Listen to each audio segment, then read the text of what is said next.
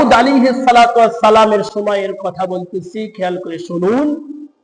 হযরত দাউদ আলাইহিস সালাতু ওয়াস সালাম যখন রাষ্ট্র চালাতেন, বিচার করতেন, একদিন সে ছদ্মবেশে বাহির হয়ে গেছে যাতে কেউ না চিনে তাকে।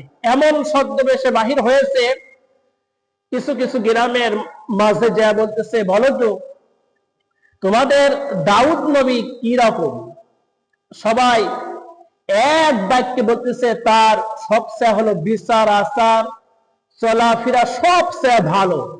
মানুষের মুখ থেকে শোনার জন্য নিজেই ছদ্মবেশে বাহির হয়ে গেছে। এরকম করে কয়েকটা এলাকার মধ্যে কিছু মাঠে ঘাটে মানুষ, যেখানে মানুষ শোনা কথা আলোচনা করে, সে জায়গায়ও বলেছে যে শোনো, এখন তো হযরত দাউদ আলাইহিস সালাম বিচার আদি করে, তোমাদের মাঝে সেই নবীর আচার ব্যবহার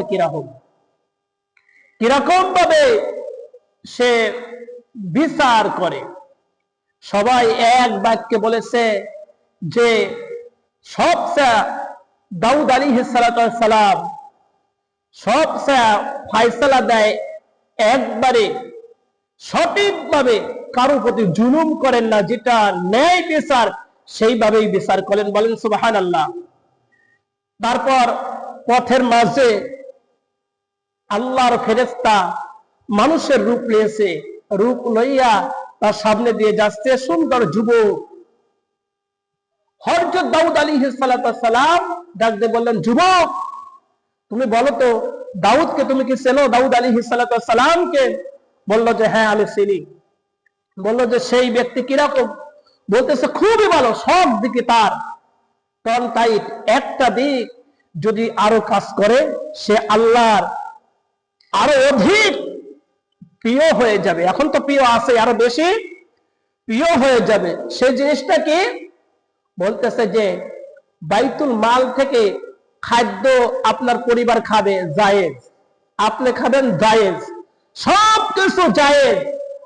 আপনি যে বাইতুল মাল থেকে আপনার কাছে টাকা পয়সা, যেই রিজিক গুলো আপনার কাছে থাকে, এগুলো মানুষের কাছে, খাদ্যগুলো মানুষের কাছে আপনি বন্টন করে দেন, আপনার খাওয়া জায়েজ আছে।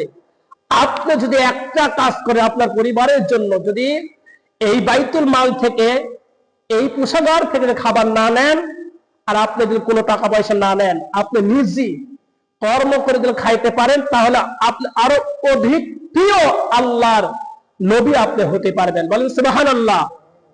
অধিক প্রিয় হযরত দাউদ আলাইহিস সালাম প্রিয় হতে পারবে। এই কথা শোনার পর দাউদ আলাইহিস সালামের জ্ঞানের চক্ষু খুলে গেছে। জ্ঞান তো আছেই, নবীদের তো জ্ঞান আল্লাহ পাক দিয়েছেন, জ্ঞান তো আছেই। হযরত দাউদ আলাইহিস সালাম আল্লাহর কাছে দোয়া করতেছেন, আল্লাহ, ও আল্লাহ, আমাকে এমন একটা কাজ আমাকে শেখায়া দেন, সেই কাজ যেন আমি কর্ম করে আমার পরিবার চালাইতে পারি, আমি নিজে চলতে পারি, আর আমি এই বাইতুল মাল থেকে কোনো খাবার নেব না, কোনো টাকা পয়সা নেব না, গরিব মানুষের মাঝে, অন্য অন্য মানুষের মাঝে বন্টন করে দেব। আল্লাহ পাক তার দোয়া কবুল করলেন। কিতাবের মধ্যে এসেছে, কোন লোহাকে আপনি হাত ধরলে কি নোমের মতন গলে যাবেনি? আল্লাহ পাক তাকে মুজিজা দিয়েছিলেন, যে কোনো লোহাকে হাত ধরলে পরে নোমের মতো গলে যেত। এরকম আল্লাহ পাক তাকে মুজিজা দিয়েছিলেন, হযরত দাউদ আলাইহিস সালামকে দিয়েছিলেন। ওই হাত দিয়ে আল্লাহ পাক কি করলেন, তাকে দা হাদাও এবং বটি, যত রকম যা অস্ত্র শস্ত্র লাগবে সে হাত দিয়ে বানাইতেন। আর এই লোহা এখন কি কামাররা পুরা তারা হাতুর দিয়ে বাড়ি বাড়ি সোজা করে, কি কর। আর দাউদ আলাইহিস সালাম হাত দিয়ে সবকিছু, আগুন লাগতো না, কিছুই লাগতো না, যা মন চাইতে তাই বানায়া বাজারে বিক্রয় করতেন। বিক্রয় করে তার পরিবারকে চালাইতেন। পরিবারকে চালানোর পর কিছু টাকা উদ্বৃত্ত বাঁচে যেত। ওই টাকাটা কি করতো? নিজের পক্ষ থেকে আরো মানুষের কাছে দান করলেন।